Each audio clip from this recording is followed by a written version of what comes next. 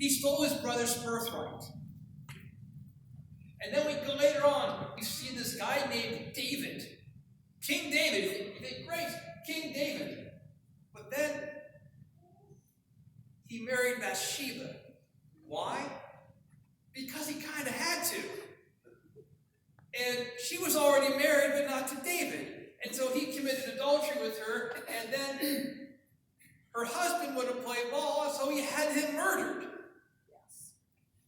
This is part of Jesus' lineage, part of his genealogy.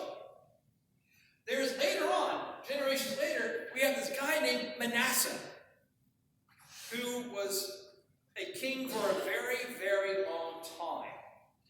However, his claim to fame was he wasn't very pious. In fact, he worshipped other gods, and he opened up all the temples of foreign gods, including, and he was active about it, he practiced child sacrifice. All of these people are Jesus' ancestors. And then Jesus birthed himself. His parents weren't married. Joseph found his betrothed, his engaged, to be with child, and it wasn't his. She said it was from the Holy Spirit. I don't know about you, but that was a true test of faith. If I were Joseph, you're pregnant, and you're saying it's God. Whatever. Yeah, I've heard that one before. Listen, if you want to break up with me, you can just say, I don't want to be your wife. That's fine. And then Joseph resolved, because he loved her, to divorce her quietly. And God comes to him via an angel in a dream and says, do not be afraid. Do not be afraid to marry Mary. For I have a purpose in the midst of this scandal. And so Joseph did what God said and took Mary as his wife, didn't have any relations with her until after the child was born, and also named him a non-family name, Jesus, for he will save his people. There's so much scandal in Jesus' background. It's amazing at times. But I also know it's not unique to Jesus. God continues to work with the people of Israel and with the church, meeting people where they are. Who's ever heard of Moses? Moses, he wasn't when you think of a leader, I don't think of Moses. So Moses was raised in Pharaoh's household, and he saw someone a slaver attacking one of the Jewish peoples, one of the Jewish slaves. And what does he do to that person? Manslaughter. He kills the slaver and then hides the crime. And later on, he runs away because he's been identified by the Jewish people. And then God says, I want you to go tell Pharaoh, let my people go. What did Moses say? Anybody recall? I know, you're like a Sunday morning, pastors ask you to do a Bible study and remember stuff from confirmation and earlier. I'll give you the answer. The answer is not Jesus. Moses said, I can't because I stutter. I stutter. I have a speech impediment. You want me to go to Pharaoh, the most powerful person in the world, and tell him, let my people go. And God said, yes. Later on, God chose Abraham and Sarah, someone who was barren, to be the parents of a nation from which a blessing in the whole cosmos would come. Are you seeing all these scandalous kind of things coming up, and which is why I love being loved by a scandalous God, because I know that I am not perfect.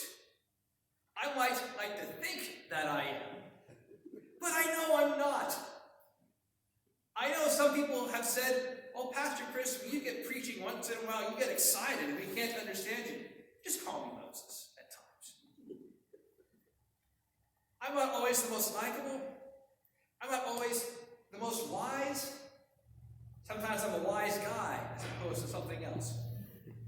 But God meets me in my imperfections and says, let's do something right now. Let's build something beautiful, you and me, and see what can happen. And God goes to congregations and to people and says, you're not perfect, and that's fantastic. Let's you and I partner together and do something wonderful. Let's have the blind be able to see, the deaf hear, the naked become clothed, the hungry become fed, the poor will be met in their suffering and being brought messages of hope and reconciliation.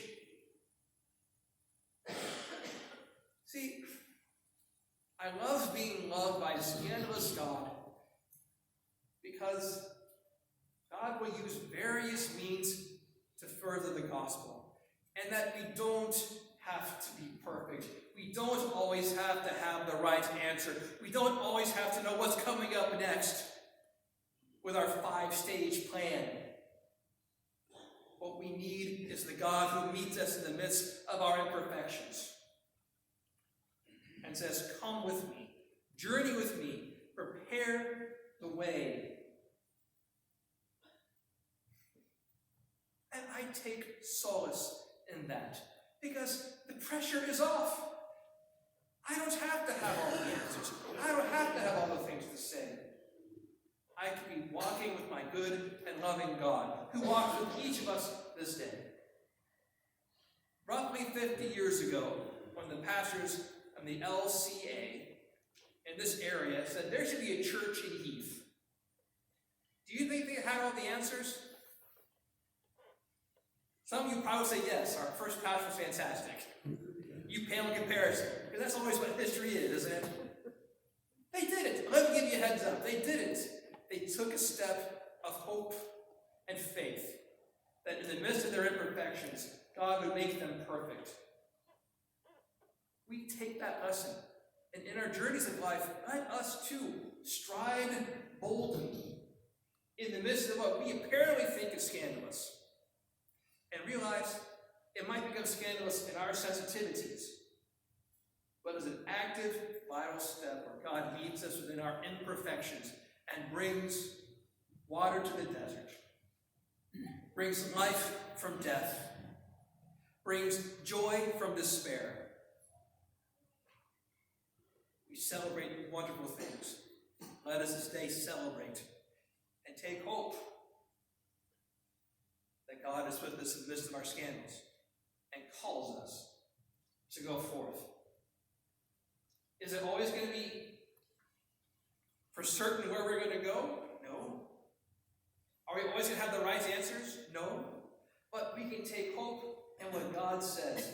Do not be afraid.